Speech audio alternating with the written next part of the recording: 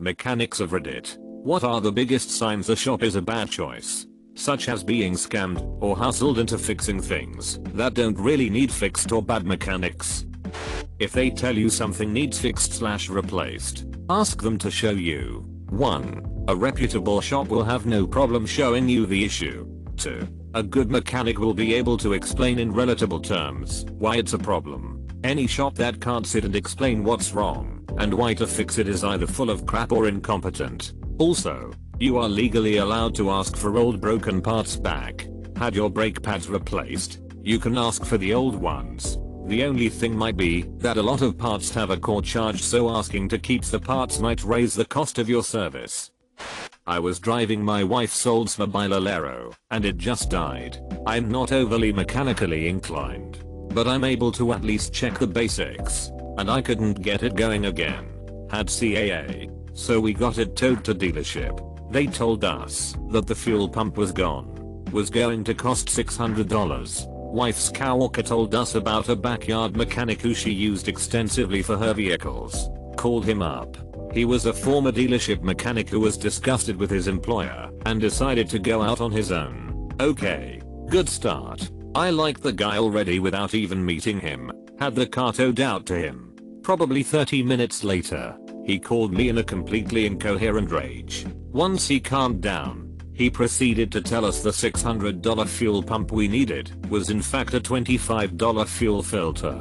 He basically told us that either the mechanic working on our car was completely inept, or we were likely going to be replacing the fuel pump on the mechanic's buddy's car. He called the dealership and tore them a new one for us. They ended up refunding both towing fees and the diagnostics fees we paid. We promptly switched over to the new mechanic and used him exclusively until we moved away from the area. He always got a Christmas bonus from us and many other customers. I'd say he was better stocked than most of the bars were. Good, honest mechanics are incredibly hard to find.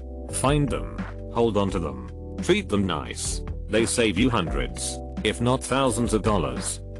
Any shop that refuses to show you the part or issue on the car when they recommend doing some type of maintenance. Likewise, shops that advertise basic work for low prices, oil changes for $20, etc., plus a 100-point inspection.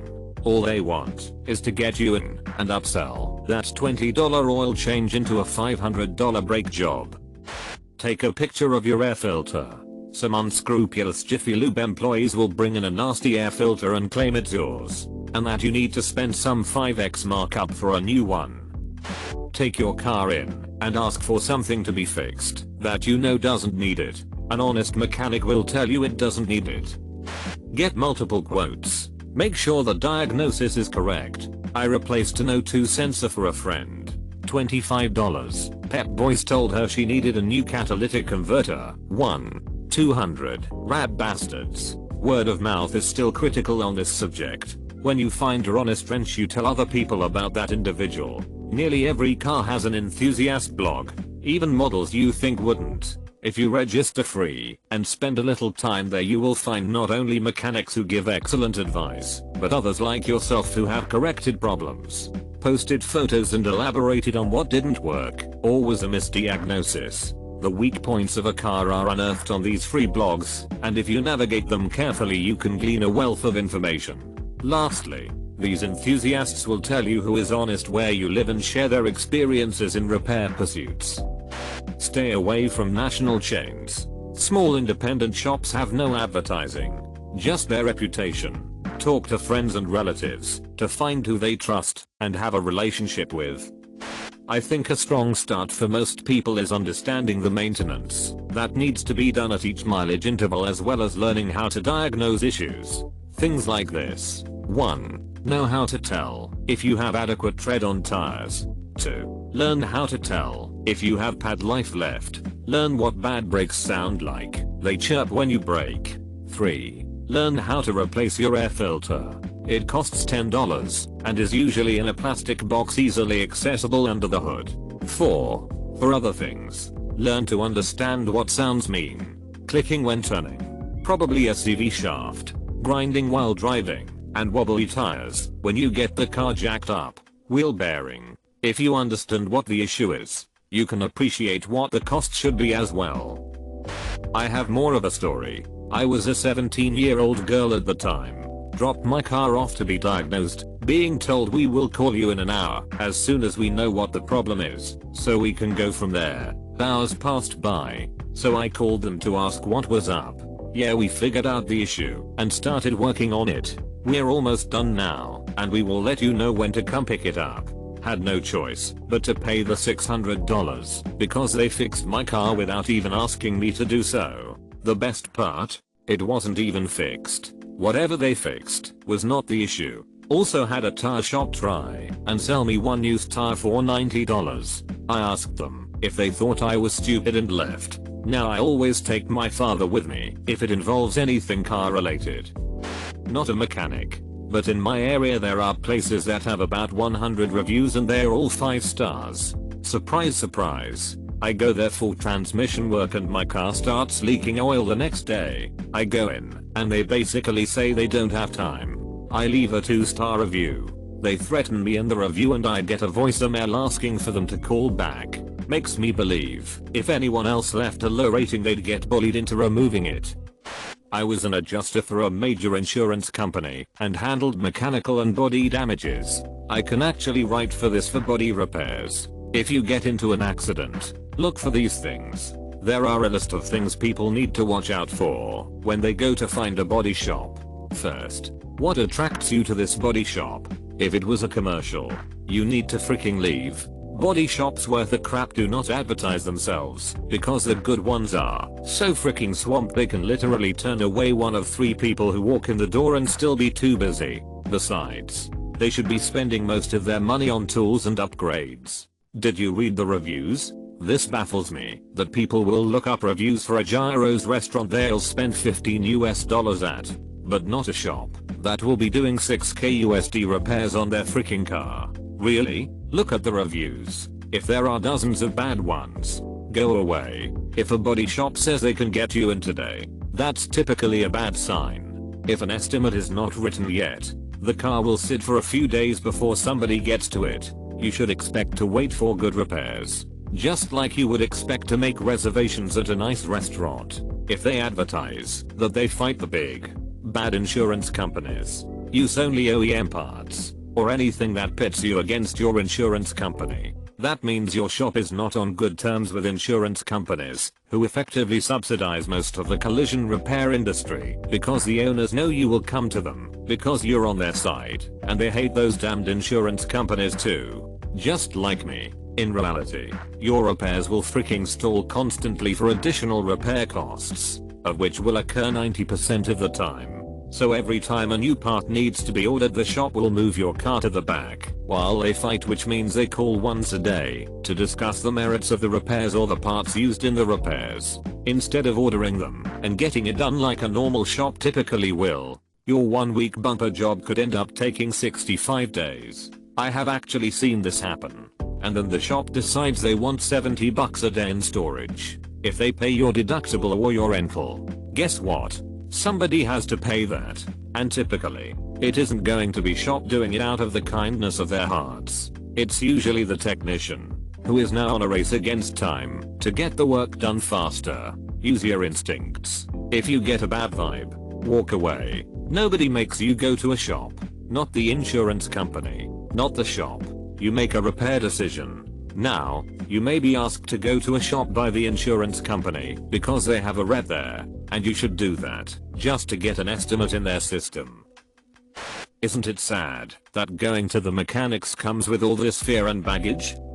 If they're using fear in any way, telling you something must be fixed right now or it could be dangerous, they might be right, especially if it's about your brakes, but if they are being alarmist about it, that would be a red flag. Plus in general trying to get you to commit right now without giving the chance to get another estimate or opinion. Take a look at the shop. If it's a mess, disorganized, parts and tools left laying around, the outside is not upkept at all, a lot of dead cars sitting outside, and a less than professional appearance, both the facility and the people, that could be a red flag also.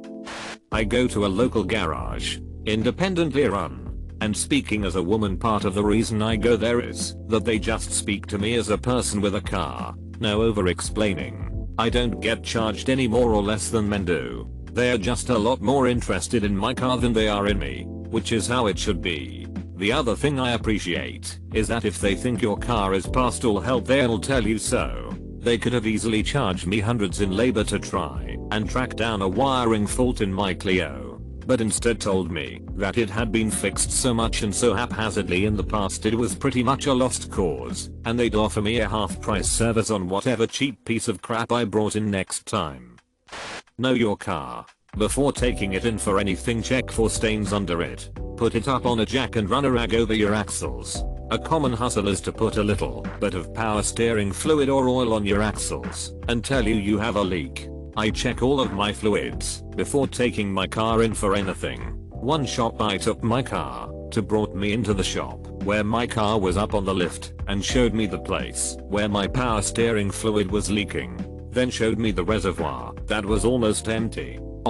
30 minutes ago it was full from the last time I filled it even.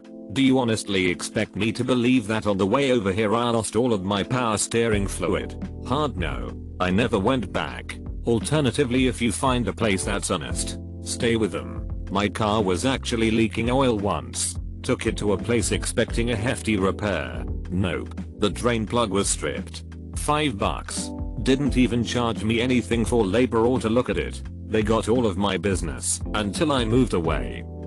It says Canadian Tire above the door. A shop by my house is a 2 lifts in the guy's garage. No alignment tools, and he doesn't take cards or checks. Not even a money order. Only cash. He doesn't give invoices or work orders, and he sells used tires as new. The tire he sold me lasted 38 miles. Litica's garage in Salisbury, NC. Not afraid to call out his bullcrap. Not a mechanic, but freaking look at your car. If a mechanic said something needs to be fixed, a mechanic told me my serpentine belts were horrifically cracked and would snap soon, and that I had an oil leak. They showed me pictures of what they claimed was my car. My husband was like, no, maybe you should look before you do anything. So we looked. My belts looked practically brand new. The belts they showed me a picture of were absolutely not mine. There was no oil leak, but they did dump oil on my engine and claim it was a leak. First of all, you shouldn't be looking for a shop. Look for a technician. You could have completely different experiences at a shop just because you got a different tech. This can be deceiving because you see the same faces up front. The service advisor's recommendations come from the tech. Most of the time the service advisor doesn't even look at the car. If you have a good experience at a shop, ask for the tech's name. Go back for another service and request he works on the car. Ask to meet him or get contact info. Ideally do this with small repairs. Then when a big one hits, you have your guy. If he switches shops, go with him. That's the ideal scenario in my mind. Any truth to going the dealership route due to MOPR certified mechanics and quality parts? If they tell you you need new muffler bearings, run away as fast as you can. They won't take you to show you the issue. They can't explain how they came to the conclusion of the fault. They can't tell you what tests they did, if they tested anything. They are unable to show you any data to back up their claims, etc. For example, someone I know was having an overheating issue. The mechanic said it was definitely going to be a coolant temp sensor, cooling system flush, possibly a water pump, etc. They did not pressure test the system. They didn't have any scan tool data, etc. The fix: coolant reservoir cap, $15 part. Another was having issues with power windows. Mechanic quoted 4 new regulators and motors. I tore the door panels off and looked at the switch.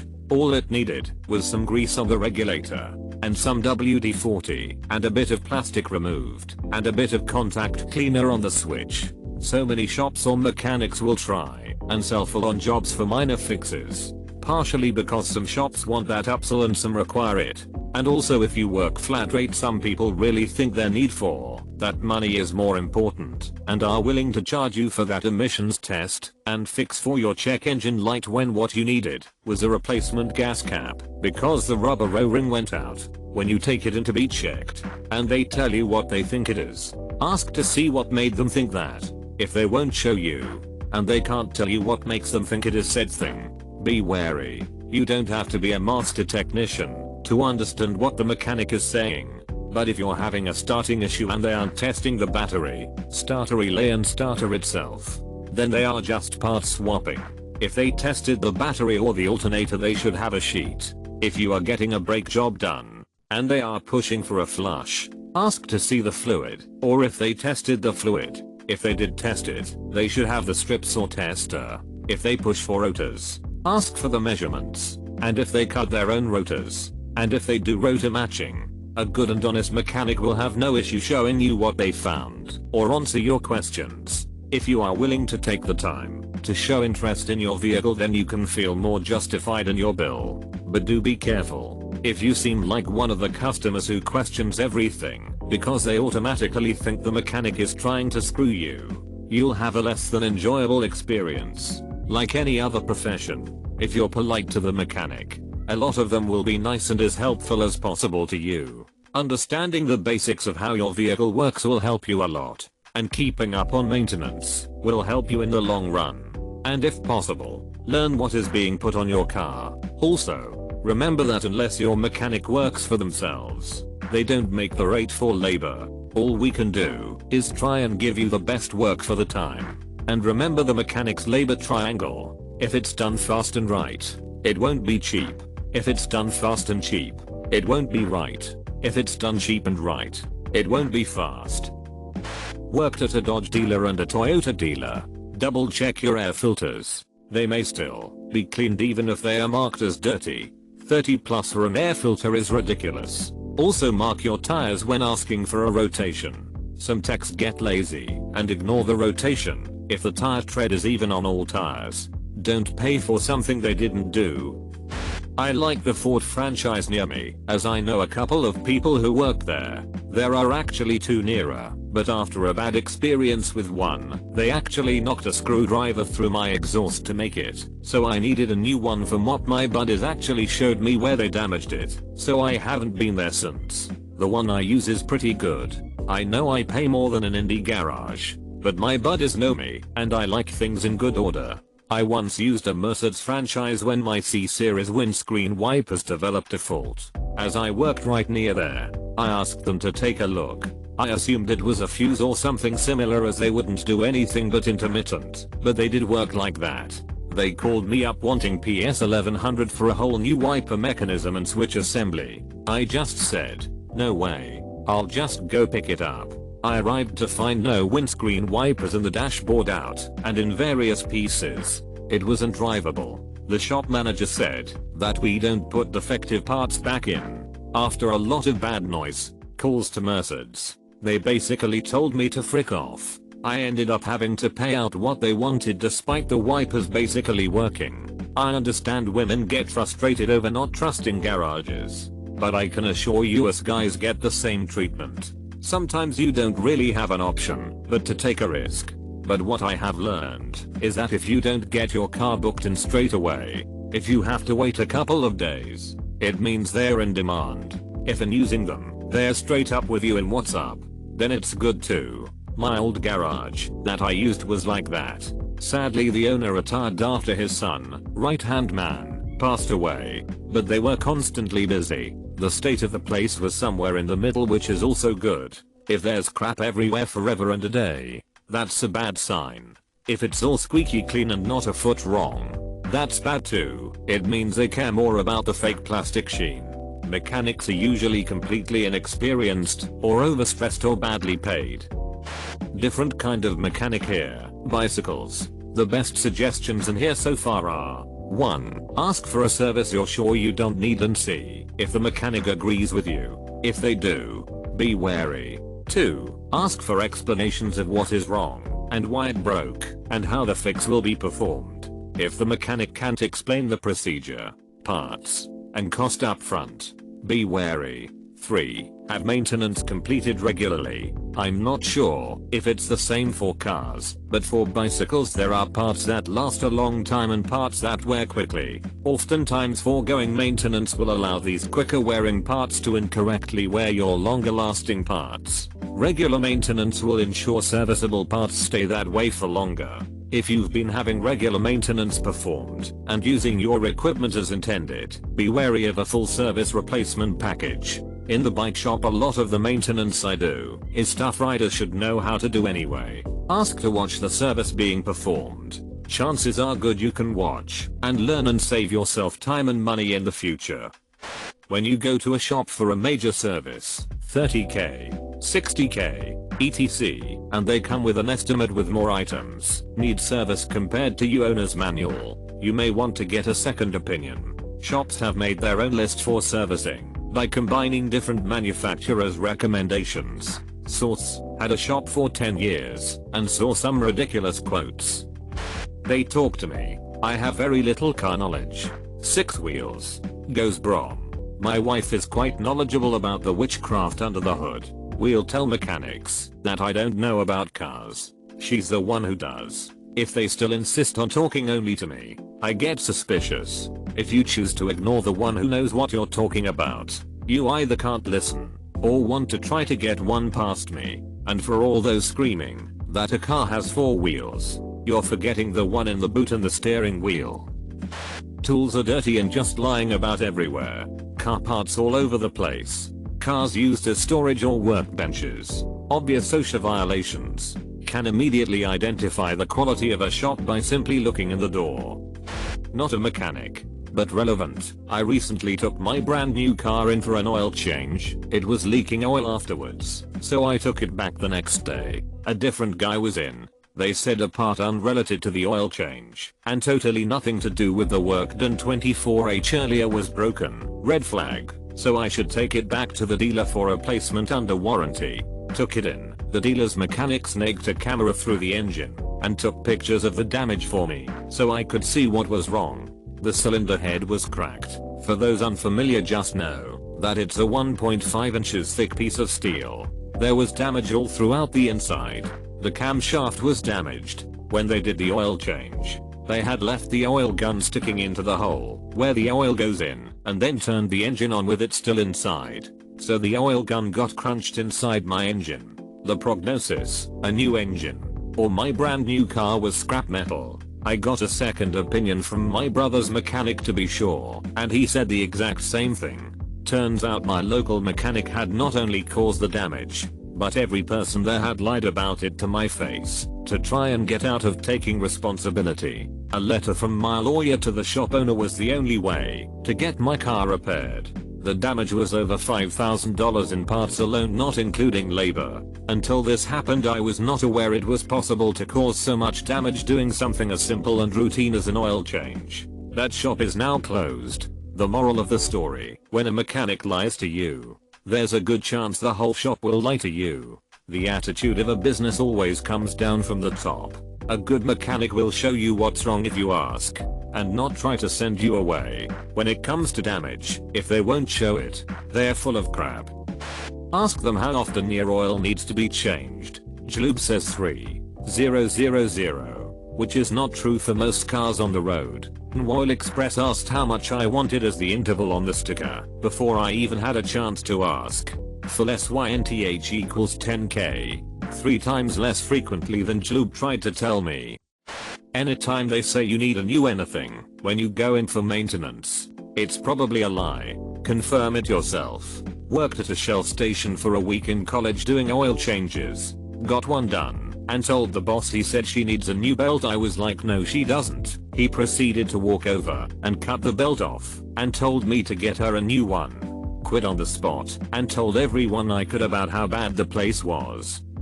Utilize the internet. Check Yelp, Facebook, Google reviews, etc. The small independent shop I work at doesn't advertise much at all. Seeing lack of advertisements bring other people's answer to this question. But honestly, our quality of work is fantastic, and we always bring the customer out to show them what's wrong with their car. Our reviews are great.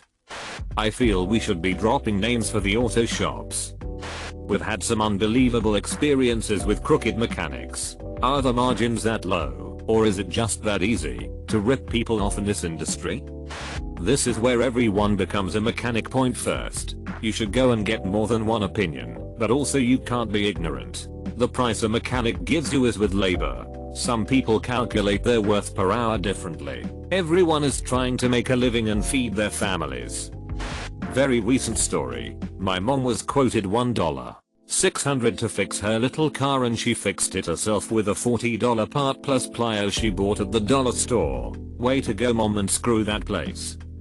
A few signs. The mechanics remember your name and past servicing done on your vehicle. Bad mechanics don't bother to remember because they don't care. Not only do local police departments get their work cars serviced there, but also their personal cars. The majority of local area car parts and tire shops recommend them and tell you why. Not just a store or two. Any guy working a retail car parts shop can recommend his brother and may, but multiple stores. You may also phrase this to them as, where do you take your own vehicles? You deal with the owner more than any employee. I found that when the owner is also the guy fixing cars, and he still takes time to deal with customers, he's got skin in the game and can't afford to be bad at what he does. This is especially true when the whole family is part of the biz. They take the time show you what is wrong and why.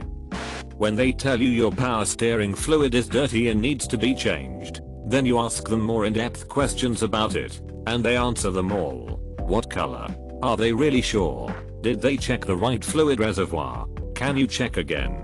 etc. Then you ask them how that's possible when you drive a 2014 Subaru Forester which doesn't have any power steering fluid. That's how you know. Then you leave a 1-star Google review. I used to work at a repair shop for 5 years, and I still do part-time management for them, 10 years in total. Over the years, we've had many customers come to us and say that other shops have tried to screw them over on similar things that people have posted here. Nevertheless, I'd like to give my insight from the mechanics that I've worked with. Note, I'm not a mechanic. 1. Like with most scams, if you're being pressured into getting an expensive job on your vehicle, think twice before getting it done. If the mechanic or mechanics or manager on duty are pushing you into having something done on your car that wasn't explained to you in detail and they seem to only want to get it fixed as soon as possible, you're most likely being scammed. It can be difficult to read people, especially when you're expected to put faith into the guys who are supposedly going to fix your ride, but just be cautious of how they behave. An honest mechanic will explain to you what the exact problem is,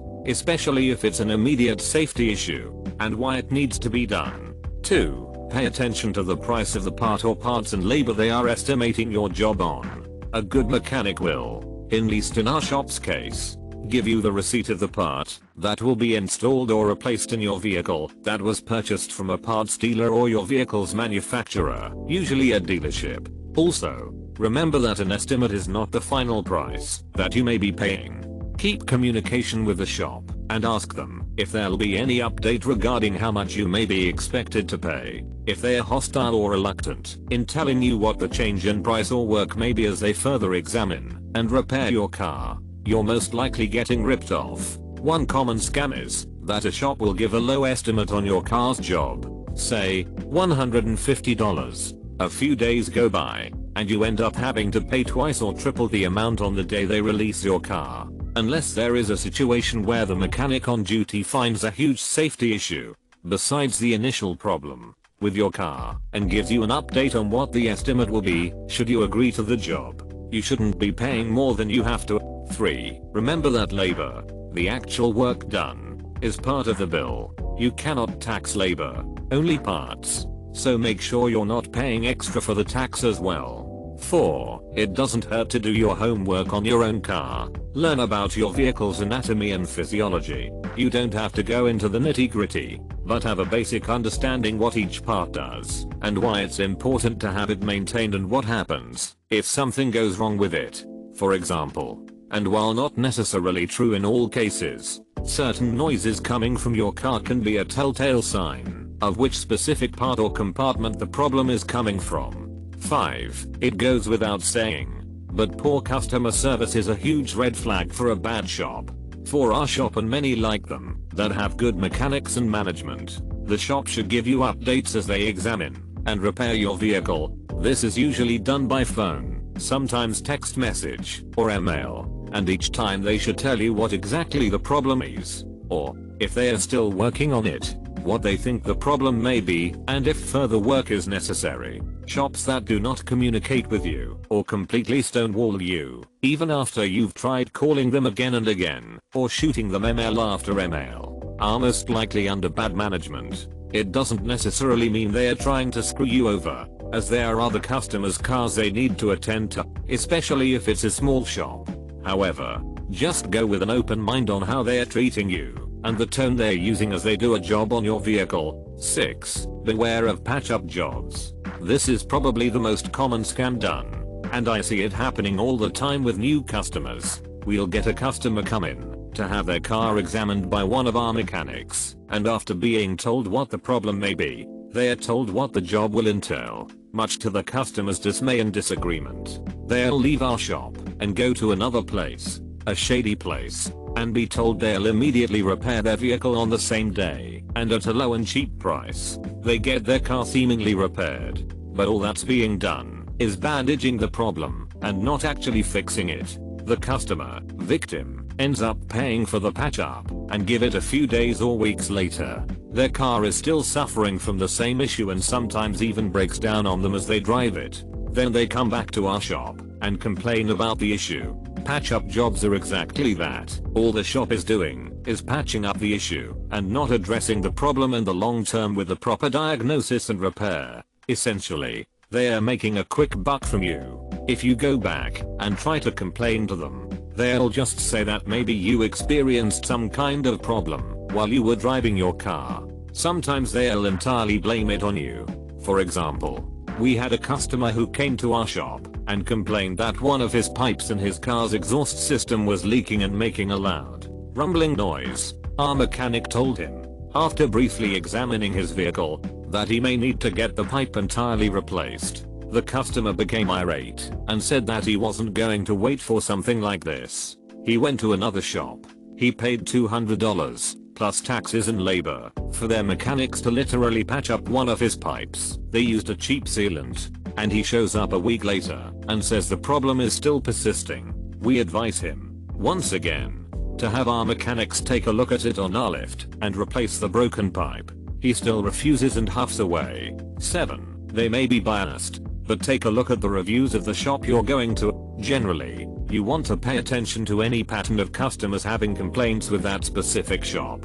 Put some work into it, don't just skim through and look at how many stars or ratings there are. Actually read what customers are saying and sift through the reviews that you believe to be not legit. If it's a local shop in your town, ask some folks in the area who've taken their vehicles to that place. Usually a long-time resident that can attest for that shop is a sure sign that that shop is trustworthy, though not always. 8. Make sure the mechanics on duty are certified technicians. While having accreditation and education from a technical school isn't necessary to become a mechanic, you should do some homework on finding out if the mechanic or mechanics on duty is aware of what they are doing. Some mechanics have different specialties. Some work on foreign cars only. Some work domestic. Some do only specific jobs such as brakes or mufflers. Some only work on non-commercial, that is, personal, vehicles. Other work commercial, vans, semis, tow trucks, etc.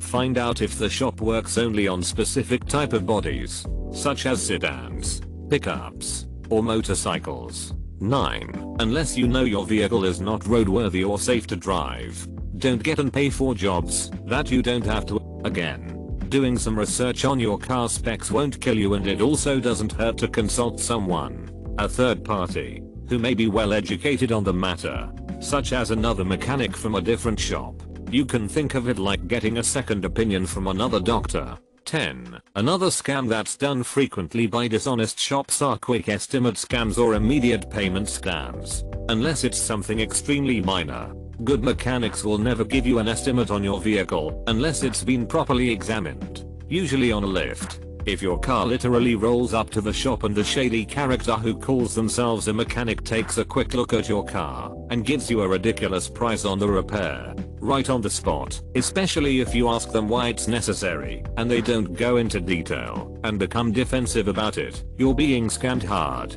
Like the patch up job scam. They're trying to pressure you into getting a repair done on your car, even if it's not necessary. Sometimes, they'll take it around the corner, not even on the lift, and peen around by pacing around the car.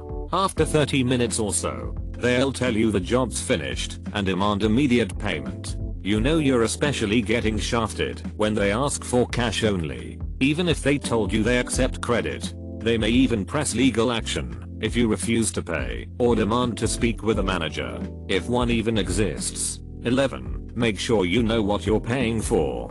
Vehicle parts vary by price, make, model, size, material, manufacturer and market pricing. If the job being done on your car is for a big safety issue, such as the ball joints on your vehicle's steering system, you can expect to be paying a higher price than usual. Nobody wants to take their car to a mechanic, but sometimes you may not have a choice. Machines don't age like fine wine. Like anything else, they start to wither, crack and break down, requiring maintenance. You want to make certain that a job is done right for the right price, rather than having a cheap job done for a low price when you know the parts being replaced or installed are rather expensive.